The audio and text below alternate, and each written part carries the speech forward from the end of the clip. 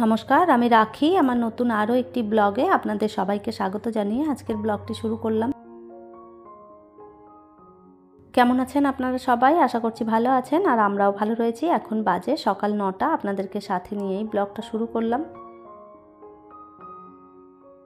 বিবেকের আজ স্কুল নেই, তো সেই জন্য ঘুমিয়ে আছে এখনও পর্যন্ত। তো আমিও আর ডাকাডাকি করিনি, কেননা সকালবেলা উঠে ভীষণ বিরক্তি করতে থাকে। তো ঘুমিয়ে আছে, ঘুমিয়ে থাকুক, ততক্ষণে আমি কাজকর্মগুলো সেরে ফেলি। তো এই দিকের কাজকর্মগুলো সেরে নিয়ে তারপরে ওকে ডাকবো।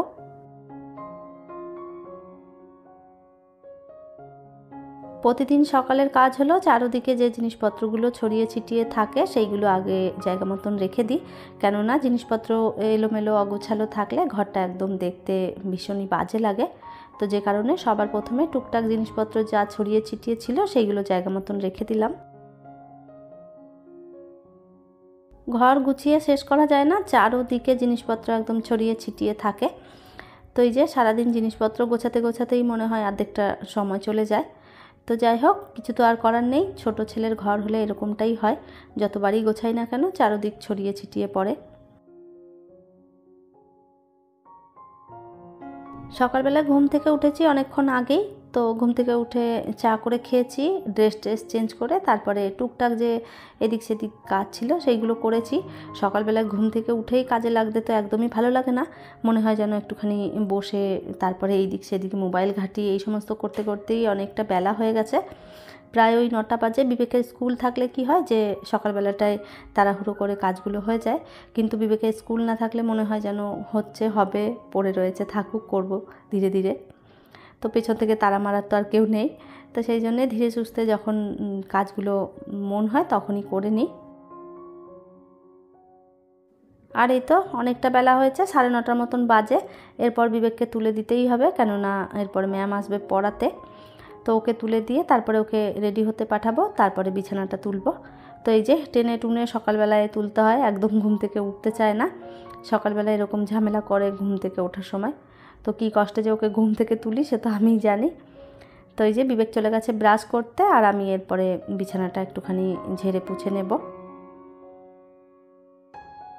মাঝে মধ্যে হয়তো আপনারা ভিডিওর ভিতরে ট্রেনের আওয়াজ শুনতে পাবেন, কেননা আমাদের পাশাপাশি স্টেশন রয়েছে, ওখান থেকেই ট্রেনের আওয়াজগুলো আসে। তো আমি তো চেষ্টা করি যাতে ট্রেনের আওয়াজটা আপনাদের না শুনতে হয়, তো কি করব, মাঝে মধ্যে চলেই আসে। আর এই যে বিছানার চাদরটা তুলে দিলাম, আর তারপরে একটা কাঁচা চাদর পেতে দিচ্ছি।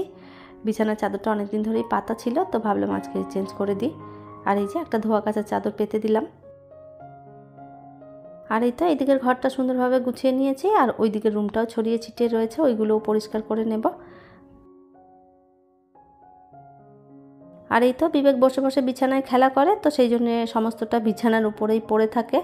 আর এই কারণেই বিছানাটা এরকম এলোমেলো বেশি হয়ে যায়। কতবার যে সারাদিনে আমি বিছানা গোছাই তার কোনো ঠিক নেই।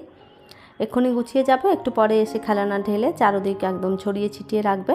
তো যাই হোক, এভাবেই দিন কাটে আমার গোছাতে গোছাতে। এই মুহূর্তে আপনারা যারা আমার ভিডিওটি দেখছেন প্লিজ একটি লাইক করে দেবেন, আর আমার ভিডিওর কোনো অংশ যদি আপনাদের ভালো লেগে যায় কমেন্ট করে জানাতে ভুলবেন না। এই ধরনের ভিডিও যদি আপনারা আরও দেখতে চান চাইলে কিন্তু আমার চ্যানেলটিকে সাবস্ক্রাইব করেও রাখতে পারেন। কাজটি যারা অলরেডি করে রেখেছেন তাদের অসংখ্য ধন্যবাদ। আমার কালকের ব্লগে একটা বোন কমেন্ট করেছে, তোমার ভিডিও দেখতে ভীষণ ভালো লাগে, খুব সুন্দর করে গুছিয়ে রাখো ঘর তুমি দিদি ভাই, নিট অ্যান্ড ক্লিন। তো অসংখ্য ধন্যবাদ বোন তোমাকে, এত সুন্দর একটা কমেন্ট করেছো, আমার খুবই ভালো লেগেছে তোমার কমেন্টটা পড়ে। সত্যি কথা বলতে আমার ঘরটাই আমার একটা শান্তির জায়গা, কেননা ঘর ছেড়ে আমি কখনো কোথাও যাই না, ঘরের মধ্যেই সারাটা দিন আমার কেটে যায়। তো এই যে সারা দিন ঘরটার মধ্যে যখন কাটে তখন ঘরটা একদম পরিষ্কার নিজের মতন করে গুছিয়ে রাখলে মনে একটা আলাদাই শান্তি ফিল হয়। তো যেহেতু কোথাও যাওয়া আসা নেই, ঘরের মধ্যেই সমস্ত চলাফেরা, সারাটা দিন ঘরের মধ্যেই সময় কাটানো, তো যখন দেখি যে সুন্দর করে ঘরটা সাজিয়ে গুছিয়ে রেখেছি তখন কিন্তু ঘরের মধ্যে থেকে একটা আলাদাই শান্তি মেলে। ঘরটা পরিষ্কার পরিচ্ছন্ন রাখাটা সেভাবে খুব একটা কঠিন কাজ নয় আমার মনে হয়। যদি একটু অভ্যেসটা চেঞ্জ করা যায় তাহলেই দেখবেন আপনাদের ঘরও সুন্দর পরিষ্কার পরিচ্ছন্ন থাকবে। 2 ঘন্টা ঘরের পেছনে যদি দেওয়া যায়, 2 ঘন্টা ঘরের পেছনে দেওয়া মানে আপনি ঘরের যত জিনিসপত্র যেখানে ছড়িয়ে ছিটিয়ে থাকে সেই জিনিসগুলো যদি জায়গা মতন তুলে রাখেন তাহলে দেখতে পাবেন আপনার ঘর একদম পরিষ্কার পরিচ্ছন্ন থাকবে। ঘর এলোমেলো হওয়ার একটাই কারণ, সেটা হচ্ছে আমরা জায়গার জিনিস জায়গা মতন গুছিয়ে রাখি না। সেই কারণেই কিন্তু আমাদের ঘর বাড়ি একদম মানে অগোছালো এলোমেলো থাকে। তো যে কারণে জিনিসপত্র যদি আপনারা ঠিকঠাক জায়গা মতন রেখে দিতে পারেন তাহলে দেখবেন ঘরটা সবসময় গোছানো থাকবে। সারাদিন তো ঘর বাড়ি পরিষ্কার চলতেই থাকে প্রত্যেকটা দিন, তবে পুজো এসেছে, নিজেকেও একটু সুন্দর রাখতে হবে। তো আমার চুলগুলোর অবস্থা ভীষণই খারাপ, তো ভাবলাম একটুখানি হেনা করব মাথাতে। তো দুর্গাকে আমি আগে থেকে ফোন করে বলেছিলাম এসে যেন হেনাটা করে দিয়ে যায়। তো এই যে দুর্গা হেনা ভিজিয়ে নিয়ে এসেছে, আর আমি ডিম দিলাম, তার মধ্যে দিয়েছি একটুখানি দই, মধু, সমস্তটা দিয়ে গুলে নিয়েছে ভালো করে। আর এরপরে এই যে মাথায় লাগিয়ে দেবে। সংসারের কাজকর্মের চাপে নিজের প্রতি আর সেভাবে যত্ন নেওয়া হয় না, তো নিজের প্রতিও যত্ন নেওয়া হয় না, নিজের চুলগুলো তো যত্ন করাই হয় না। তো এই যে একটুখানি পুজো এসেছে, ভাবলাম একটু ঘরের সাথে সাথে নিজেরও যত্ন নিই। তো যে কারণে চুলগুলোতে আমি একটুখানি হেনা লাগালাম। দুর্গা বেশ ভালো করে মাথায় হেনাটা লাগিয়ে দেয়। তো আমার তো একা একা এত সুন্দরভাবে আমি লাগাতে পারি না, যে কারণে দুর্গাকে ডাকি, ওই এসে লাগিয়ে দিয়ে যায়। দুর্গা হেনা লাগিয়ে দিয়ে চলে গেছে, আর আমি এভাবেই এখন সমস্ত কাজবাজগুলো করে নেব। ততক্ষণে মাথার হেনাটা শুকিয়েও যাবে, আমার কাজগুলোও কমপ্লিট হয়ে যাবে। দুর্গা এসেছিল যে কারণে এই কাজগুলো বাকি রয়ে গেছিলো, করতে পারিনি। তো সেই জন্যে আবারও চলে এলাম, ঘরটা একটুখানি মুছে নেব। মাথা যদি মাঝে মধ্যে একটু একটু হেনা করা যায় চুলটা, তাহলে দেখা যায় বেশ সুন্দর ভালো থাকে। তো অনেকে আবার বলে যে হেনা করলে চুল খারাপ হয়, তবে আমি তো করি, আমার কখনো কোনো অসুবিধে হয়নি। আমার চুলগুলো তো আপনারা দেখেইছেন, মোটামুটি বেশ ভালোই থাকে। আজ চুলটাতে হেনা করে নিলাম, এর পরের সপ্তাহে দুর্গা এসে একটুখানি ফেসিয়াল করে দিয়ে যাবে। দুর্গা হচ্ছে পার্লারের কাজ করে, ওর বাড়িতে বাড়িতে গিয়ে সমস্ত সার্ভিস দেয়। তো চুল তো করে দিয়ে গেল আজকে, আর এরপরে এসে একদিন ফেসিয়াল করব, ভুরু প্লাক করব, তারপরে যা যা মোটামুটি কাজ করানোর আছে সেগুলো দুর্গাকে ডেকেই করিয়ে নেব। আমি শুধু নয়, আমার যত চেনা জানা আশেপাশে আমার বান্ধবীরা রয়েছে সবাই কিন্তু দুর্গার কাছ থেকেই কাজ করে। তবে দুর্গা কিন্তু বেশ ভালো মতনই কাজগুলো করে দিয়ে যায়, আমার তো বেশ ভালো লাগে। আর এই তো সমস্ত ঘরটা মুছে কমপ্লিট করে ফেলেছি, আর তার এক ফাঁকে আমি কাঁচাগুলোও দিয়ে দিয়েছিলাম, ওইগুলো সমস্ত কাঁচা হয়ে গেছে। এরপরে একটুখানি মেলে দেবো, তাহলেই মোটামুটি এইদিকে কাজগুলো হয়ে যাবে কমপ্লিট।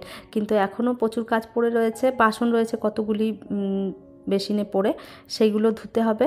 তো তার আগে ভাবলাম কাপড়টা মেলে দিয়ে যাই, তো এইগুলো আস্তে আস্তে করে এখানে হাওয়াতে শুকিয়ে যাবে।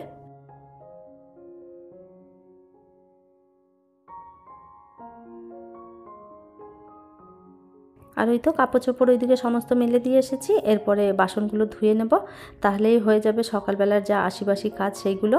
আজ আর বাড়িতে রান্না করব না, দুপুরবেলায় যাব আমি বাপের বাড়িতে, মা বলেছে এখানে গিয়ে খেয়ে নিতে। তো এই যে বাসন কটা ধুয়ে তারপরে স্নান করব, স্নান করে পুজো দেব, তারপরে রেডি হয়ে বেরোবো আর কি বাপের বাড়িতে। বিবেককেও স্নান করাতে হবে, বিবেককেও স্নান টান করিয়ে দিয়ে তারপরে দুজনে মিলে একসাথে বেরিয়ে পড়বো। আর যেহেতু বিবেকের স্কুল নেই সেই কারণেই মায়ের বাড়িতে যেতে পারছি। বিবেকের টিউশন থাকে, স্কুল থাকে, তো সবসময় তো আর বাপের বাড়ি যাওয়া হয় না। তো যে কারণে মা বলতে থাকে যে এত কাছে থাকিস তবুও আসতে চাস না। তো যাই হোক, কি আর করা যাবে, সমস্তটাই দেখতে হয়। মাও তো ঘরের ভেতরে সারাদিন একা একা থাকে, আমরা গেলে মায়ের একটু ভালো লাগে, যে কারণে মা সবসময় ডাকতে থাকে। তো কী আর করবো, সবসময় কাছে থেকেও যেতে পারি না। সংসারের তো কাজকর্ম আপনারা দেখতেই পান, প্রচুর চাপ, তারপরে বিবেকের পড়াশুনো থাকে, সেই জন্য একদম যাওয়া হয় না। আর এই তো বেসিনটাও ভাবলাম একটুখানি ধুয়ে নিই, তারপরে স্নান করতে যাব। সাদা বেসিন একদিন না ধুলেই এই অবস্থা হয়ে যায়, আর বিবেক তো এখানে এসে এটা সেটা ধুতে থাকে, তো সেই কারণে আরও বেশি নোংরা হয়ে যায়। তো ভাবলাম বেসিনটা ধুয়ে নিয়ে তারপরে যাব স্নান করতে। আর ওই যে টাইলস ক্লিনার একটুখানি দিয়ে দিয়েছি, আর তার সাথে দিয়েছি একটুখানি ভিম লিকুইড। এই দুটো দিয়ে একটুখানি ঘষে দিলেই সাদা বেশি না একদম ঝকঝক হয়ে যায়। তো বেশ পরিষ্কার থাকলে দেখতেও বেশ ভালো লাগে, আর সাদার উপরে নোংরাটা না ভীষণভাবে চোখে পড়ে। তো যাই হোক, হয়ে গেছে একদম ক্লিন। এরপরে চলুন স্নানটা করে নিই। স্নানটা করে নিয়েছি, আর আজকে স্নান করতে প্রচুর সময় লেগেছে, কেননা মাথায় হেনা দেওয়া ছিল। অত হেনা ধুয়ে পরিষ্কার করতে করতে না অনেকটা সময় লেগে গেছে। তবে আজকে কিন্তু আমি মাথায় শ্যাম্পুটা করিনি, শ্যাম্পুটা আমি কালকে করব। হেনাটা খালি জল দিয়ে ধুয়ে নিয়েছি, আর এরপরে ভালো করে মাথাটা মুছে একটুখানি চুলটা আঁচড়ে নিয়ে আর তারপরে দিয়ে দেবো আমি হচ্ছে তেল। বেশি করে তেল দিয়ে আজকে রেখে দেবো, আর কালকে শ্যাম্পু করব। তেলটা দেওয়ার কারণে হেনাটা যে দেওয়ার পরে চুলটা যেমন একটু রুক্ষ সূক্ষ্ম হয়ে যায়, সেটাও আর হয় না, একদম সিল্কি হয়ে থাকে চুলটা তেল দেওয়ার পর। আর ডিমের যে একটা গন্ধ থাকে আঁশটানি, সেটাও চলে যায়। তো যে কারণে আমি মাথায় তেলটা দিয়ে আজকে সারাদিন রেখে দেবো, আর কালকে শ্যাম্পু করে নেব। আপনারা যারা যারা হেনা করেন তারা এই টিপসটা অ্যাপ্লাই করতে পারেন, তাতে দেখবেন ভালো রেজাল্ট পাবেন। আমি তো এভাবেই করি, আর আপনারাও একবার করে দেখবেন। আর এই তো আমরা দুজনেই রেডি হয়ে পড়েছি, বিবেককেও স্নান করিয়ে দিয়েছি, আমি নিজেও স্নান করেছি। এরপরে জানালা দরজা সব বন্ধ করে দিয়ে তারপরে বেরোবো। আর কাপড়গুলো বাইরেই রয়েছে, কেননা এগুলো তো এখনই দিলাম, ভিজে রয়েছে। তো এগুলো শুকোতে থাকুক, ঘরের মধ্যেই রয়েছে, অসুবিধে তো সেরকম কিছু হবে না। আর এরপরে এই যে পর্দা টেনে দিলাম, এইদিকে জানালাটাও দিয়ে যাই। হঠাৎ করে যদি আবার বৃষ্টি টিষ্টি নেমে আসে তাহলে দেখা যাবে বিছানাপত্র সব ভিজেছে, কেননা যাওয়ার আগে সব বন্ধ করে দিয়ে গেলেই ভালো হয়।